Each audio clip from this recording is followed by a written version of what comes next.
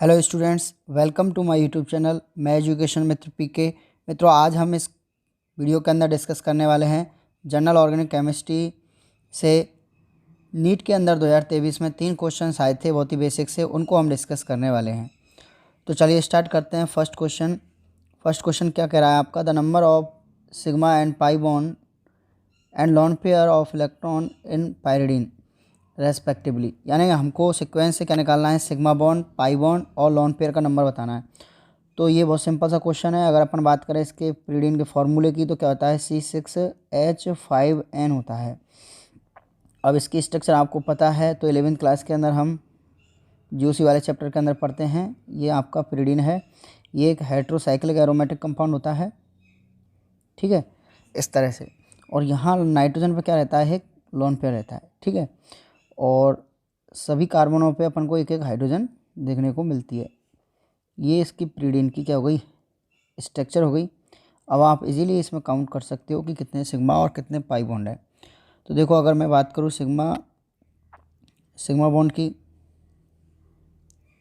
तो देखो 1 और ये 2 3 4 5 तो ये हो गए। और ये जो 6 मेंबर रहेंगे उसमें, तो 6 5 कितने हो गए? 11 हो गए। तो 2 ऑप्शन है जिसमें बी और डी में 11 है। सबसे पहले सिग्मा बॉन्ड, तो अपन लिख लेते हैं सिग्मा बॉन्ड, तो कितने हो गए? 11 हो गए। पाई बॉन्ड देखें अगर अपन, तो पाई बॉन्ड हमें दिख रही है मित्रों, एक तो ये रहा, एक ये रहा और एक ये रहा। कितने हो गए? 3।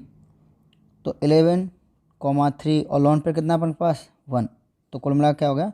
11 3 0। यानी ऑप्शन सेकंड आपका क्या है? करेक्ट है। बहुत ही आसान क्वेश्चन था, है ना। नेक्स्ट क्वेश्चन की तरफ चलते हैं। देखिए नेक्स्ट क्वेश्चन क्या कह रहा है?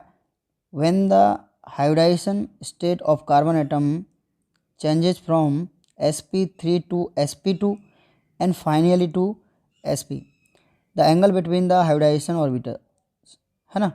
ये जो एंगल है वो क्या चेंजेज होगा? जैसे अगर अपन बात करें कोई कंपाउंड है, उसके अंदर अगर sp3 हाइब्रिडाइजेशन है, क्या है? sp3 हाइब्रिडाइजेशन है, तो उसमें बॉन्ड एंगल कितना रहता है? 109, ठीक है, 109 डिग्री 28 मिनट। और अगर sp2 है हाइब्रिडाइजेशन, तो उसमें बॉन्ड एंगल कितना रहता है? 120 डिग्री।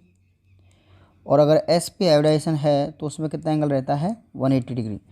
ये है करा के हाइब्रिडाइजेशन चेंज हो रहा है sp3 से sp2 और sp2 से sp हो रहा है फाइनली। तो बॉन्ड एंगल में क्या चेंजेज होगा? तो फर्स्ट ऑप्शन में कह रहा है डिक्रीजेज ग्रेजुअली, ठीक है ना। सेकंड ऑप्शन में क्या कह रहा है?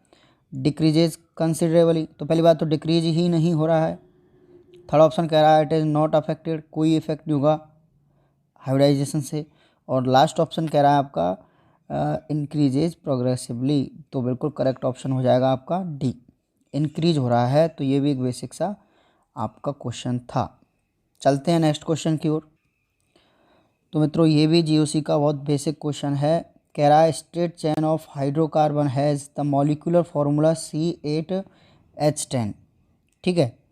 तो आगे चलते हैं। The hybridization of the carbon atoms from one and two the chain of the other respectively, ठीक है। हाइब्रिडाइजेशन गिवन है अपन को सारे कार्बनों का, sp3 sp2 sp2 sp3 sp2 sp2 sp and sp, the structure formula of the hydrocarbon. कुल मिला के हमें ये चेक करना है कि सारे ऑप्शन जो है उनमें C8H10 फार्मूला है नहीं। तो आप चेक कर सकते हो इसमें सभी ऑप्शनों में, आप चेक करना क्या है, 8 कार्बन है और सबका फार्मूला भी सेटिस्फाई हो रहा है, ठीक है।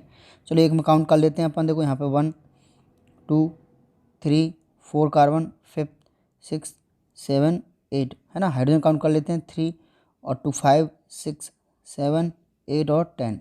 तो फॉर्मूले तो सबके ही क्या हैं? सेटिस्फाई होंगे। बस अब हमें हाइब्रिडाइजेशन चेक करना है।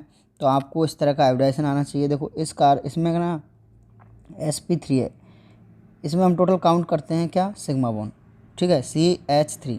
तो मैं आपको बताता हूँ CH3 का मतलब ये है कि इसने आपके 3 हाइड्रोजन अटैच हैं इस तरह से, ठीक है ना। इसमें क्या है? 3 हाइड्रोजन अटैच है और ये बॉन्ड बना रहा है कार्बन से। तो 4 सिग्मा बॉन्ड है टोटल, 1 2 3 और 4 सिग्मा बॉन्ड है। तो क्या हो गया? sp3 हो गया, ठीक है। उसके बाद में देखिए फर्स्ट तो सही है, इसमें sp3 है, लेकिन अगला वाला जो कार्बन है उस कार्बन के पास कोई भी हाइड्रोजन नहीं है। ये जो सेकंड कार्बन है ना, इसके पास कोई हाइब्रिडाइजेशन नहीं है, सॉरी कोई हाइड्रोजन नहीं है। तो इसका हाइब्रिडाइजेशन अपन चेक करते हैं क्या होगा। देखो इधर तो ये कार्बन से अटैच है और इधर अगले वाले कार्बन से क्या बना रहा है, ट्रिपल बॉन्ड। तो इसके पास एक और एक दो ही सिग्मा है, इसका मतलब इसका हाइब्रिडाइजेशन क्या होगा, sp। लेकिन अपन का यहाँ जो क्वेश्चन है उसमें कह रहा है sp2, ठीक है ना, sp3 के जस्ट बाद sp2, तो ये तो गलत हो गया आपका।